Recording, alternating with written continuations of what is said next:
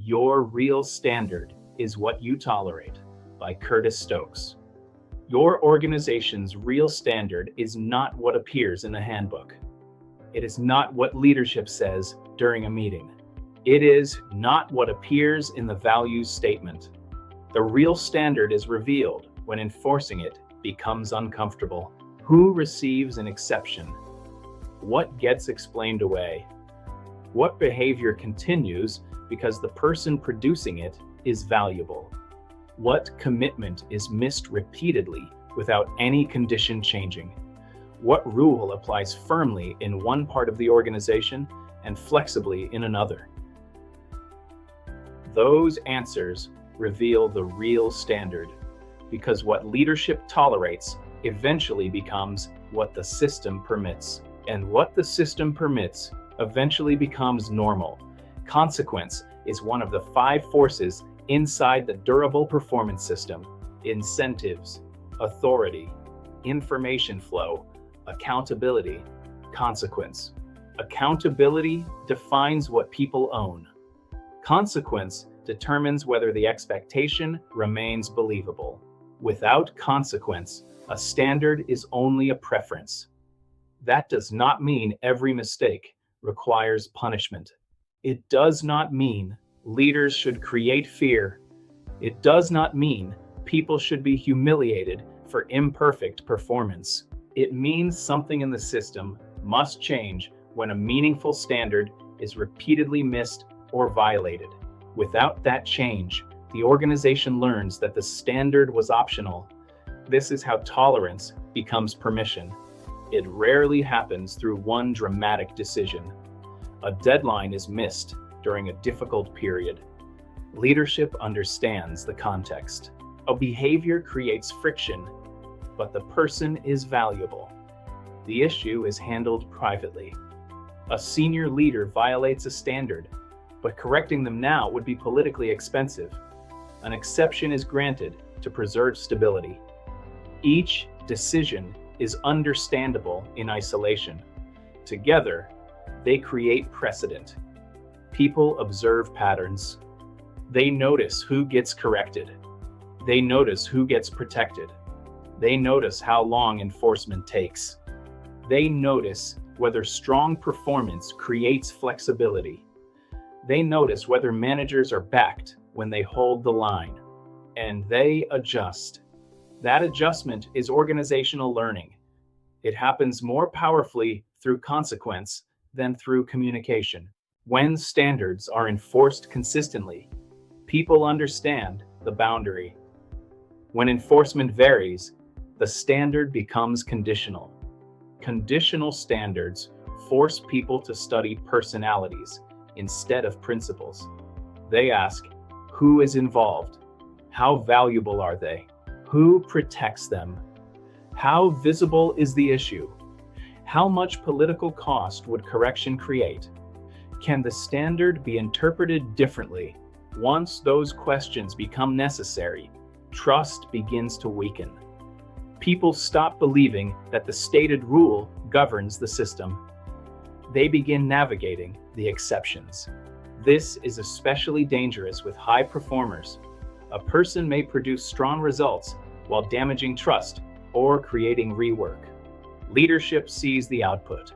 The team experiences the distortion. Because the output is valuable, correction is delayed. The behavior is contextualized. The person receives another chance without a reset. The organization learns performance can buy immunity. That lesson spreads far beyond the individual case. Managers become more hesitant. Peers become more cynical. Disciplined employees see standards are negotiable. Some will keep performing, but they will trust leadership language less. Misplaced mercy is often financed by disciplined people. Someone covers the work. Someone manages the conflict. Someone absorbs the customer impact. Someone recalibrates their own commitment. This is why tolerance is not simply an interpersonal choice. It is a structural decision. Every unresolved exception changes the system around it. but consequence is often misunderstood.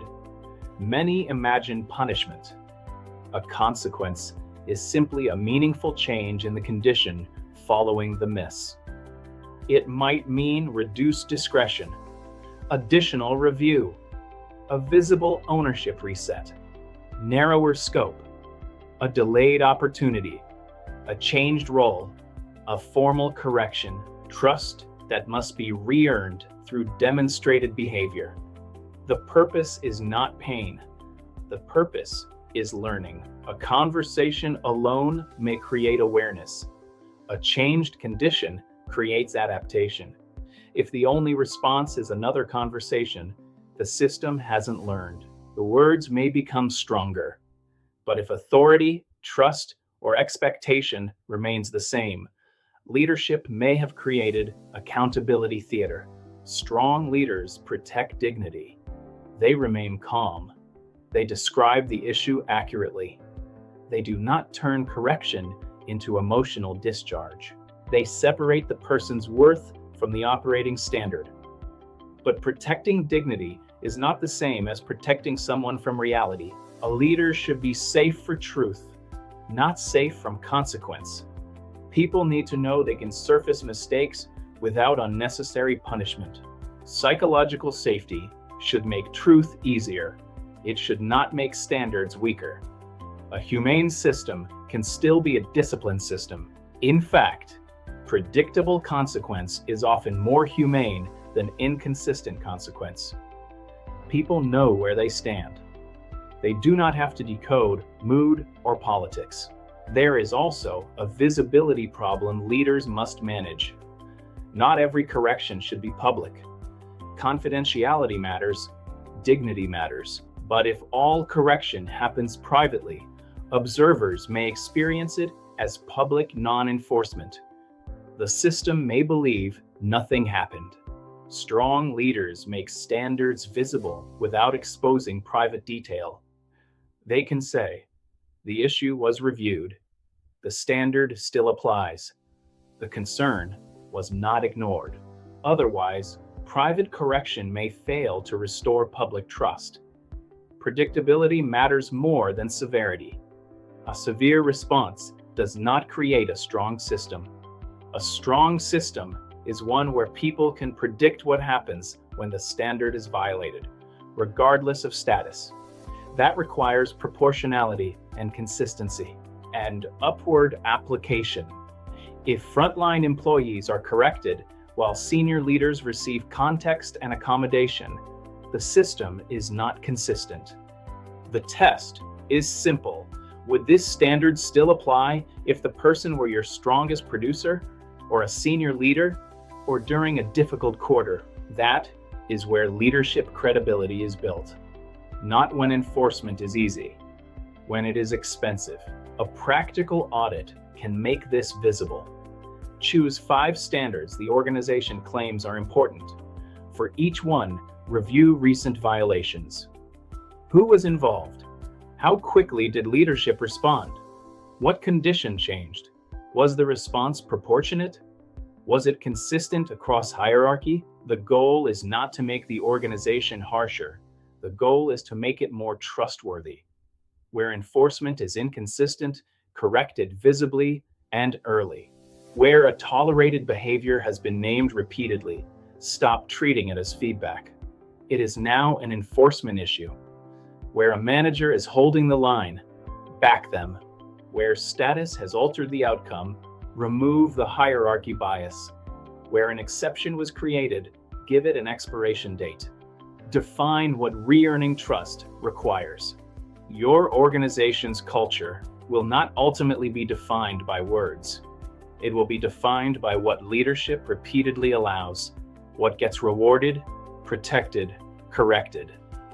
What gets delayed, what gets tolerated, and what consequence actually applies. That is why your real standard is what you tolerate. If this way of thinking is useful, visit curtisstoaks.com. The durable performance system goes deeper into accountability, consequence, and performance that lasts. Subscribe to this channel for more videos on incentives, authority, information flow, accountability, consequence, and durable performance. Because standards do not become credible when leaders describe them clearly. They become credible when the system can trust that they will still apply under pressure.